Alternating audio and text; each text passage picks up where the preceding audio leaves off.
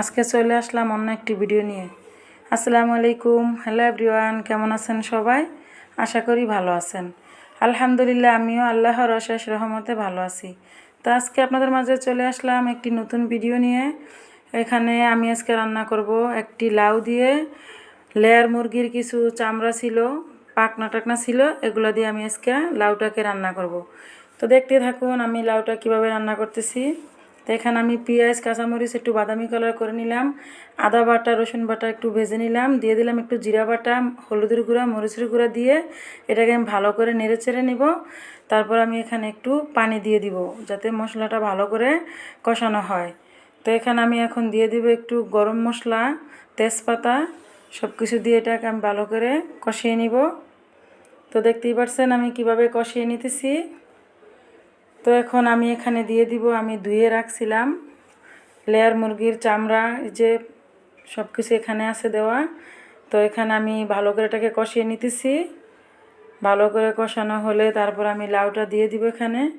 তো আপনারাও চাইলে এভাবে রান্না করে খেতে পারেন। আসলে রান্নার টিপস যে যেভাবেই রান্না করুক না কেন ভালোই লাগে। রান্নার টিপসটা যদি জানা থাকে তাহলে রান্না অবশ্যই স্বাদ হয়।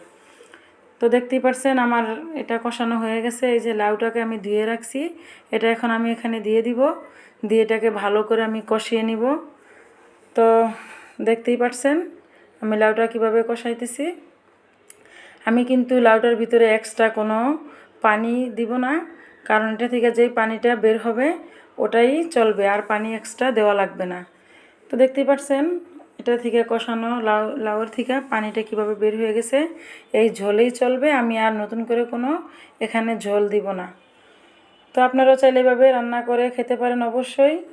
আর আমার আজকের এই ভিডিও কার কাছে কেমন লাগতেছে অবশ্যই লাইক কমেন্ট করে জানাতে ভুলবেন না।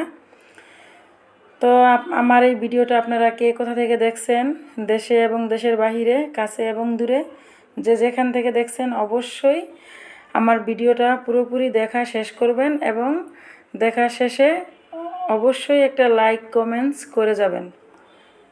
তো আজকে আমার ভিডিও শুধুমাত্র লাউ মুরগির চামড়া দিয়ে রান্না করলাম, এটা নিয়ে আপনাদের মাঝে চলে আসলাম।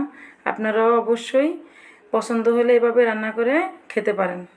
তো আমি এখন এখানে দিয়ে দিব কিছু জিরার গুঁড়া, কারণ যেহেতু লাউ দিয়ে মুরগির চামড়া রান্না করতেছি একটু ফ্লেভার ভালো আসার জন্য আমি এখানে জিরার গুঁড়াটা দিয়ে দিলাম।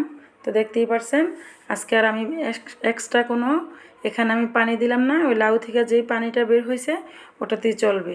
তো ততক্ষণ সবাই ভালো থাকেন, সুস্থ থাকেন, আল্লাহ হাফেজ।